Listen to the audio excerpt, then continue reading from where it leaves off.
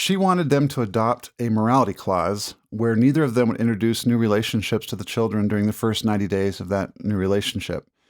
She was caught off guard not only that he refused any such policy, but she was shocked to learn that he was already seeing someone.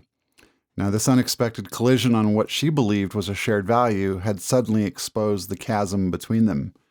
Today, let's review how I handled it. Spoiler alert, I used Private Caucuses. Welcome to the Pro Se Divorce Podcast, where you can learn how to turn mediocre mediations into major successes. My name is Tom Davis, and I'm a certified professional divorce mediator in Denver, Colorado. I've helped thousands of clients over the past 2 decades reach success rates and outcomes that are significantly higher than what is typical. In each episode, I will share valuable insights, practical skills, and tools you can utilize right away to improve your mediation outcomes. And I'll serve as your guide through the potentially confusing process of divorce. Better days are coming, starting now. Most times in mediation, the results of a successful mediation are really the results of 100 smaller successes along the way. So you want to not throw away any opportunity to get those smaller successes as you go. And one thing that can help with that is the use of private caucuses with the mediator. Private caucuses are primarily used with in-person mediations. So if you're using shuttle mediation, then you're not getting together at all. The whole process is done independently. The two parties don't see each other and don't interact. The mediator goes back and forth in shuttle, and so there is, everything's basically a private caucus in that result. In that way, if you look at it. But if you're in a joint mediation session, you can use private caucuses prior to the mediation, during the mediation, and so. But the intention is that there's still some joint work, and the private caucuses are a smaller part of that work, and they're just used where tactically needed. They are private conversations between you and the mediator, and so things that are said in a private caucus are privileged and confidential. And if you do get in one, you should very much confirm with the mediator that what is the default setting for information. Some mediators, unless you flag something as confidential, are at liberty to divulge whatever it is they feel like is important for them to move the mediation along, and they may inadvertently disclose something that you would rather not have disclosed. So make sure that the default setting is everything that's exchanged here is confidential, unless something is specifically flagged as it's okay to share, or if it's the other way around, meaning everything is able to be utilized by the mediator if that mediator thinks it's going to be beneficial to the mediation, and then you're going to flag anything that is confidential so that the mediator doesn't accidentally go out and say something. And that's basically it. And so the basic idea is to use the private caucus to, explore problems, explore solutions, and basically get yourself in a productive state for the joint session. That's essentially what it is. Now, depending on the kind of mediation it is, I have found, and the size of it, the complexity of it, if attorneys are involved, the mediator that's involved, all those things, the caucus can be a pretty dynamic, variably assigned and defined thing. So one of the things that's important for you to understand is that mediation is a very personal thing. And so the mediator is free to craft the process that they believe is the most effective.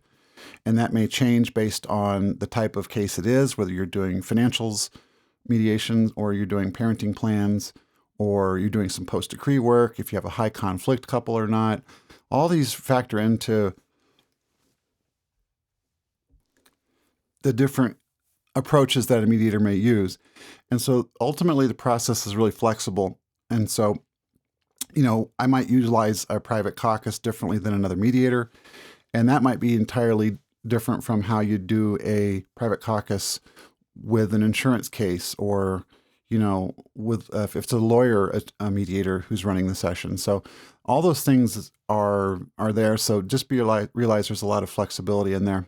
And the idea is that the mediator's using and adapting those things for your specific case and for you, and also their strengths and weaknesses, their their approach, the things that make them more effective as well. So, but let's look at how it works. Okay, so usually you're in session, and then there needs to be that's where all the work gets done primarily.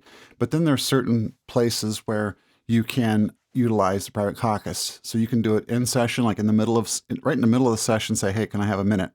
And the mediator can pull you aside into a private caucus. Those types are pretty short. You want to keep those as short as possible. You don't want the other person sitting around waiting and getting,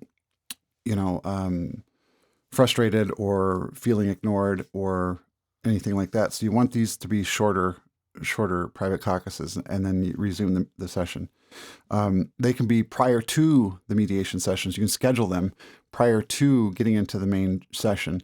You may already be aware of, and there's two ways this could come about. One may be you're already aware of what the obstacles are going to be. This is most likely the case. The other spouse is going to find out you're seeing someone, for example, that they didn't know before, and it's going to cause a disruption. And so you want to see how to get ahead of that before you announce it in the middle of the session. Or the mediator may detect something or, want to get an assessment of what obstacles are there. So the mediator may call for the private caucus. When I do this, I pretty much rely on my gut feel and the information available. So depending on how the parties came to me, if they came jointly and they seem pretty open, I'll invite them and see if there's something they want to share. But if I don't see a need for it, then I may go ahead and get into the main session with them, in a smaller case where the vibe is good. If I detect there's something, they came to me maybe separately, I can detect there's some friction or something, then I may ask for a private caucus to get an assessment of, where's that coming from? What's the history here, so that we get ahead of things. The other way to get into the private caucus is just as an assessment. Maybe you're not, exactly sure what the other party is, where they're coming from. Maybe you've separated and lived apart for a few years, and so you've lost touch, or there's something going on that is between the two of you that you can detect as, there's something there. And so you may call for, a private caucus, and the mediator can then assess and get into things and talk to you about how to best plan for those potential obstacles, whatever they might be. And so anyway, whether you're responding to specific concerns or you're doing some assessment, and what we'd call more of a coaching, like a mediation coaching type of thing, then the private caucus can be used in a bunch of different ways. And so in my practice, I don't use it rigidly. I use it as a mechanism, as a tool to have some one-on-one time with the client to help further them toward a joint agreement where both parties are, going to find that to be that's what they want. And so I will use it from, to these assessments, to explore things, to coach someone, all those things. All of it is with the intention of getting to a place where both parties are pretty happy with the outcome. Again, private caucuses are typically not used in a shuttle mediation because shuttle is you're already apart anyway, and so it's basically nothing but these private caucuses essentially. But I've had many such meetings, and when attorneys are present, they have, because mediation is again very flexible and very personal, they may have an idea of what a private caucus is. And so I think it's a good idea as the mediator to go ahead and describe that so everyone is on board with at least my definition of it in this process. So even if you think you know what a private caucus is, maybe you're doing a post-decree mediation and you've been through it before, it's a good idea to confirm so that you're on the same page. In the private caucus, the role of the mediator is important to understand because there could be some confusion about how these are used, and you want to avoid these. So the mediator uses the information in the private caucus to move the negotiation forward. So we will learn information that will help us to, position things and make sure both parties' needs are met without necessarily disclosing some of the underlying issues. And so that's one use of it, and one role of the mediator. The other is to help the parties prepare for obstacles, whether they're known or unknown. So, known obstacle might be, the other person seeing someone, I know about it, I'm angry about it, I haven't processed it, and now we want to talk about child support. I'm going to have a real problem with this. How do we approach that? And so together we will pull that apart and factor in the part we can do something about and work through a strategy of how to deal with that. And so that's one use of that. The other is to help prepare someone for, if they're dealing with a narcissistic person, or, they don't have a lot of information, like they don't know how to deal with financial conversations because the other person's really financially savvy and you're not. And so how do you get through that without being taken advantage of? The private caucus is a real good way to kind of develop a strategy for how to participate in that conversation without, it getting away from you. The other role of the mediator is to help you brainstorm solutions. And so not only exploring the problem and helping you figure out what the problem is, and, but also what to do about it, or how to approach that situation that may be difficult to do on the spot in a joint session. The other thing is the mediator will gain insights and information that inform other decisions. So not just moving the negotiation forward, but maybe communication style, or, the fact that there is some underlying stuff. The mediator may recommend, let's say, family therapy, things like that, where or it may be the parties may say, I want to resume the joint session, and the mediator may say, well, I think we need to get a little further along this path before we do, right? So the mediator can use the information to assess whether it's a good idea to get together sooner, or have another individual private caucus, and maybe establish a little bit more before you get together too soon and rupture things. And it's a play. The role of the mediator also is to explore sensitive or challenging topics directly, things you can't discuss in a joint session. You can bring up with the mediator, and the role of that mediator is to allow, the exploration of those things so that it has it's dealt with. It's not repressed or comes out in the joint session. Some of the benefits of the private caucus can be pretty powerful. You can speak more freely without worry about judgment, because the mediator's not going to judge you, hopefully, right? Like they're not supposed to. And so, whereas if you say something to the other party, in front of the other party, they're listening and they're compelled. They're paying a lot of money to be here too, so they feel like it's an invitation for them to participate in the conversation, and maybe you just don't need that. Maybe you're just trying to communicate something, and and so knowing that they're going to be there, you might hold back, and then that could harm things because we're not really dealing with underlying issues. So speaking freely to the mediator without judgment is a good thing. You can also avoid negative reactions and escalations from the other party. So when you do speak and they react, they're going to be that could be harmful to things. And so being able to do that in the private caucus will allow the expression of things so they can be explored and all that. Another benefit is that you can work out the emotions in a safe place. So this is a place where you can vent, relatively safely.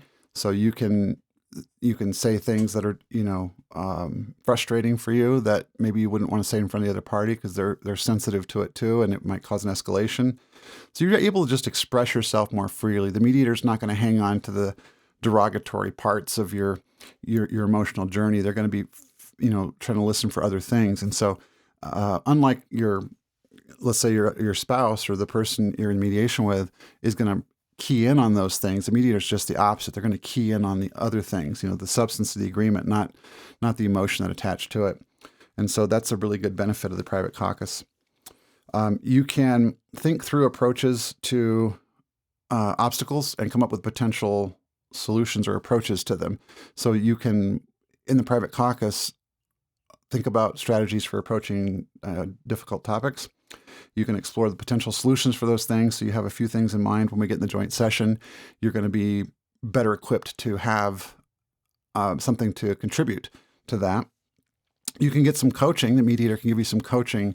Here's how you handle difficult communication, let's say, or here's how you utilize questions in order to get past awkward moments. Here's how you get more information. Here's how you present a better proposal so it's more apt to be received well. All kinds of things to get you past communication challenges or proposal, presentation, and composition challenges. All can be part of that coaching that you get in a private caucus. So let's pick up with our story here from the beginning. So this is a real thing that happened, and I had a private caucus with the husband, and I learned some additional information that made his position, more understandable to me. She had cheated on him in the past, and he suspected she was with someone now. And he was very angry about that, and he felt that he had no control over that. This had ruined their marriage, and now she was, holding up the morality clause like it's a value, and it's very irritating to him. And now I see why, right? So the private caucus revealed this, and he was angry that he had no choice, and now it just seemed like he was not going to offer her a choice. He didn't get a choice in, the marriage being terminated and her seeing someone, and now she wants something. So now, human nature being what it is, I'm not going to give you that. You didn't give me a choice. I'm not giving you a choice. So I discussed with him, I validated that. I understood where he was coming from. And I tried to shift his thinking to the children's perspective and what they would, how they operate, and that they basically model their parents. So if you, how you would handle a situation is what you're teaching them how to handle the situation. And so, I went through a few examples with him, like if one kid somehow, trespassed against the other kid, they have two kids, would he tell the second kid it's okay to get revenge on the first kid, And he said, no, I don't think that's right. And so I said, well, what model would you be showing your children if this is what you did here? And so he was, to his credit, he took the information, and at the time, it didn't sink in. It didn't seem to register, but sometimes people just need a chance to process things. So I talked to him about the kid's perspective and reminded him that they need at least one parent who is modeling the right behaviors. If they have both parents not modeling correct behaviors, there's a 100% chance they're going to get the wrong message. And instead, if one parent models the right behavior, over time anyway, a child can see the value in that and know that there's a choice, which is important. That's one of the benefits of having two parents with two different points of view, with two different sets of strengths and weaknesses. It's a lot of modeling for going out into the world, which is a very diverse place. And so knowing that there's options and different ways to do things, it gives you a tolerance for the different ways people do things, which is, helpful to you to be able to reach out and do the second part, which is select the best of those things for yourself as a kid. So parents offering things differently is sometimes not a bad thing. In fact, it's part of how kids establish what is their set of values. And so this was something he had not considered. And then we basically agreed that the two wrongs don't make a right. And so that's sort of what happened in the private caucus. Now, this is a conversation, it took an hour, and I probably couldn't have gotten through that, as you can imagine, in the joint session while she sat there and listened without participating or being affected by this conversation. And nor would he have felt comfortable addressing it. And so the power of this was at the beginning, she said, I think a morality clause would be good. And he seemed very unreasonable, saying, no way, I'm not doing it. I'm not going to agree to that. And on the initial, surface presentation, she seemed like, I've got the right morals. Why don't you? And now when you peel it back a little bit, as is usually the case, you will see there is some more to discuss here. And now the picture is more clear. And so on our next session, before that, actually, he had communicated to me that he had thought about things and had a change of heart, change of position, which is really cool because when we started this, he just said, I don't agree to the morality clause. And Tom, good luck. I'm not changing my mind. So I hope you're a good mediator because otherwise we're stuck here. And so after the 1 hour, he came back and said, I have changed my position on this. And so in the next session, he communicated that he, had a change of heart and thought about it, and he agreed in the kid's best interest to agree to the wife's suggestion for a morality clause. Unexpected thing happened there. She experienced a positive shift as well, because deep down she knew she was guilty of some things as well. And what was going on with her was she was using the morality clause as kind of a protection against her current relationship, which she was actually in as well.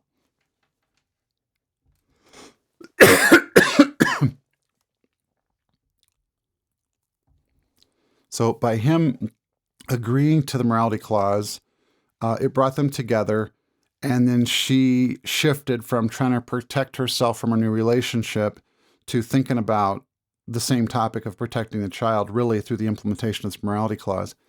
And so the good news is that we came together. Whether they're seeing someone now or not, the sad fact is those probably statistically won't be the people that they're with long term anyway. And so the morality clause is in place for the next time it would be useful. And so it's in the plan. And so that really shifted the whole tone of everything. Everything felt more open after that. And that seemed to be the big skeleton in the closet for both of them. And since then, everything has been working great. And it did work out great. We got an agreement and everything is good. So that was one private caucus that did all that. So again, either you or the mediator can request the private caucus when it's identified that a topic should be explored outside of the joint session. So anytime there's like sensitive information, the sensitivity of the parties, personal struggles, it's typically private caucuses are good for any range of conflict from low, medium, or high. But typically, again, high conflict, you're already in shuttle. So that's probably least likely you'll find private caucus in high conflict. But I have done a lot of high conflict mediations in joint sessions and just use private caucus to prepare for them, and then some rules during the joint session. And typically you want to go through the pain of doing all that if you have co-parenting to do afterwards. So it models the fact that, while I don't enjoy talking with you as a co-parent, that we have to because we have kids. And so you kind of get, exposure to that, and that kind of exposure therapy helps you understand that we have to do this. And so that might be a benefit to still doing a joint session where at all possible if you have an existing relationship co-parenting afterwards. But anytime you want to explore issues or potential solutions or get some coaching. So how do we deal with, I have a real sensitivity. I get provoked easily when she brings up this, or if he's going to start talking about that, I'm going to lose it. How do we deal with that stuff? So that's more easily addressed in a private caucus than it is in a joint session or ignoring it.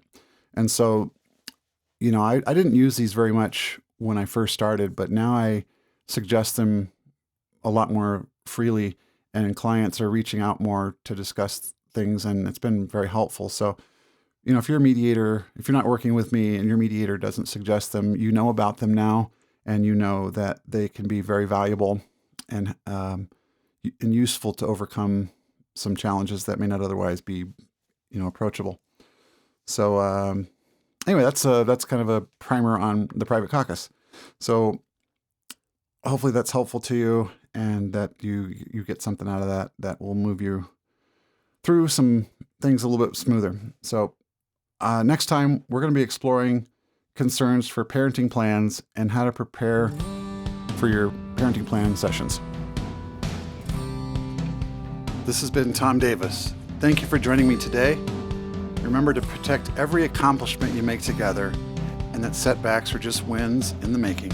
Stay positive. The Pro Se Divorce Podcast is a production of Family Synergy Mediation. The information in these podcasts are opinions only and should not be considered legal advice. Visit myfamilymediation.com to learn more.